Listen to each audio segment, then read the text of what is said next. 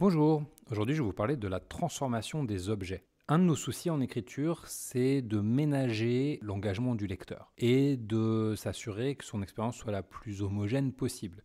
C'est aussi pour nous le souci d'économiser les efforts. Plus je vais pouvoir réutiliser des choses que j'ai déjà mises en place, plus ça sera facile pour moi de créer de l'unité, de créer de la cohérence et de me retrouver dans mon récit.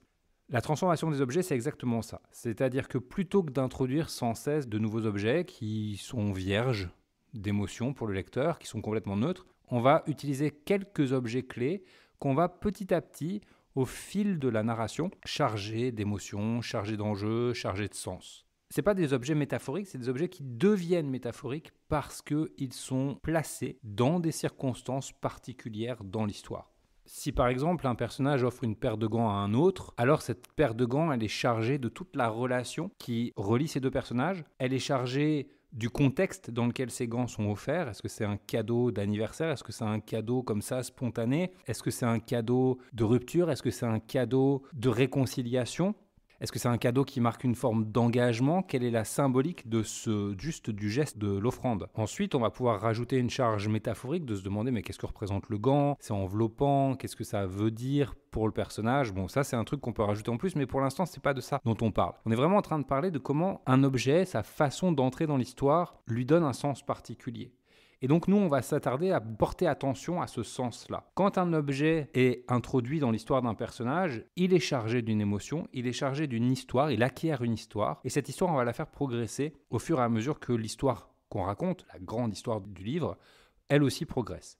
À mesure que l'histoire progresse, on sait très bien que les relations se transforment, que les personnages se transforment, donc le rapport à l'objet va lui aussi se transformer, et l'objet lui-même va se transformer.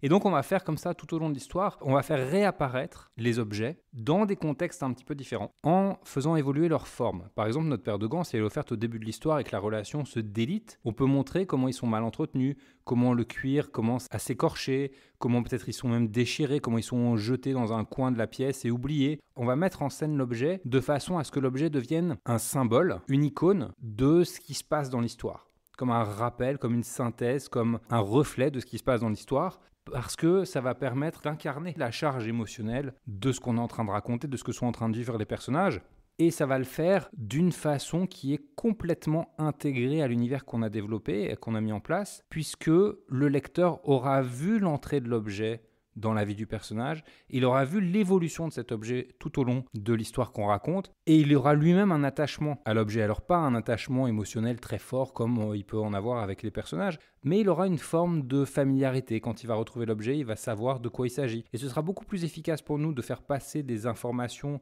des émotions et des sensations à travers ces objets qu'on aura introduits précédemment, que de le faire à travers des nouveaux objets qui viendront de nulle part et qui n'auront pas bénéficié du même traitement.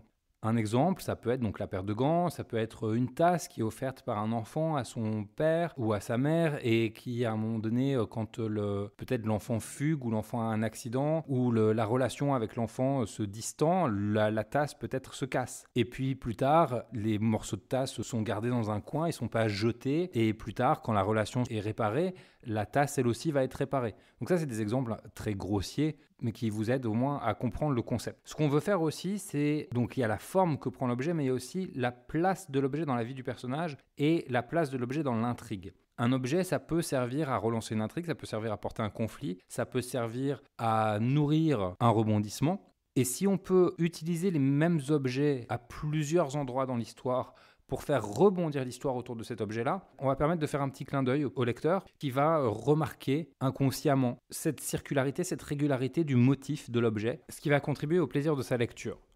Donc pour travailler la transformation des objets, on va se poser la question de ce qu'on veut que l'objet incarne. Est-ce que c'est une relation? Est-ce que c'est un trait de caractère du personnage? Est-ce que c'est, parce que ça peut être ça aussi, l'objet il peut refléter l'évolution interne du personnage. Là j'ai beaucoup mis l'accent sur les relations parce que c'est facile, mais ça peut aussi être comment le personnage se transforme. Si on a un personnage, par exemple, très timide, qui met toujours les mains dans ses gants parce que ça le protège de l'extérieur et qui, en avançant dans l'histoire, devient plus à l'aise avec le monde extérieur, peut-être que les gants, à la fin, il ne les met plus. Et ça fonctionne aussi, ce truc-là. Donc on va se poser la question de savoir ce qu'on veut que l'objet incarne, et on va se poser la question de savoir comment c'est intéressant pour nous de mettre en scène cet objet à différents endroits de l'histoire pour incarner ce qu'on veut qu'il incarne. Donc quelles sont les grandes étapes de la transformation ou de l'évolution du personnage ou de l'histoire ou des relations ou de l'univers, enfin voilà, vous mettez ce que vous voulez dedans, que j'ai envie de faire porter à l'objet.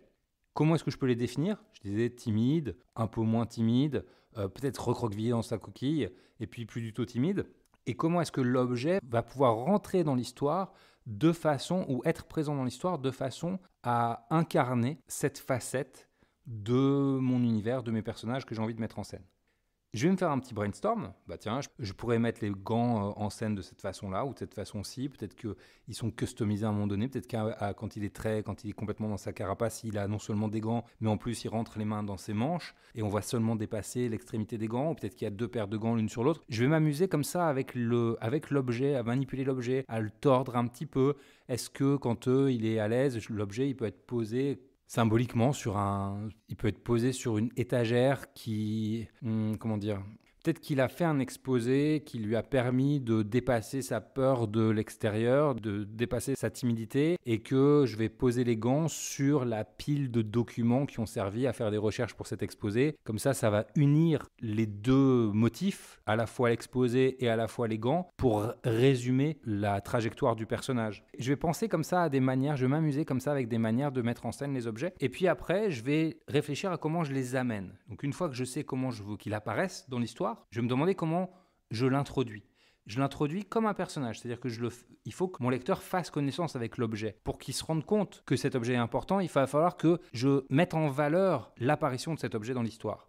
C'est pas forcément un nouvel objet, c'est pas nécessairement un objet qui apparaît dans la vie du personnage au sein de l'histoire. C'est la paire de gants, ça peut être une paire de gants que mon personnage a depuis super longtemps, mais justement elle était un peu vieille, un peu abîmée, et il les récupère parce que sa mère ou sa grand-mère vient de les raccommoder. Et elle lui redonne, et là il est tout content d'enfin pouvoir les remettre, et on va avoir ce truc de retrouvailles avec les gants qui donnera de l'importance aux gants et qui communiquera au lecteur le fait que ces objets ne sont pas anodins dans la vie de ce personnage et que c'est intéressant d'y prêter attention. Ça peut être aussi beaucoup plus simple, ça peut être qu'il a oublié de les mettre, il est pressé, il doit aller au lycée et en sortant de chez lui, au moment de monter dans le bus, il se rend compte qu'il n'a pas ses gants et il a un temps d'horreur et repart en arrière pour récupérer ses gants. Donc on n'a pas besoin de faire transmettre l'objet, parce que je me rends compte que les exemples précédents que j'ai donnés sont essentiellement des exemples de transmission. On n'est pas obligé de transmettre l'objet au personnage, on va simplement faire en sorte de dramatiser un petit peu l'introduction de l'objet dans la vie du personnage. Et après cet objet, on va faire en sorte qu'il soit régulièrement présent dans le décor,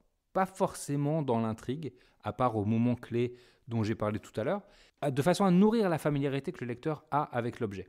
Et cette transformation de l'objet, elle est super intéressante pour consolider vraiment la sensation d'unité, la sensation de cohésion, de cohérence du récit qu'on est en train de créer. Et si on peut faire ça aussi avec des décors, on peut faire ça aussi avec des rituels que le personnage peut avoir, de voir comment ces choses-là évoluent comme une manière d'externaliser les transformations plus émotionnelles, plus subtiles que vivent les personnages, que vivent les relations des personnages et tout ce qui concerne leur caractérisation. Je vous laisse vous amuser avec cette notion-là. Je vous remercie d'avoir écouté et à bientôt. Ciao!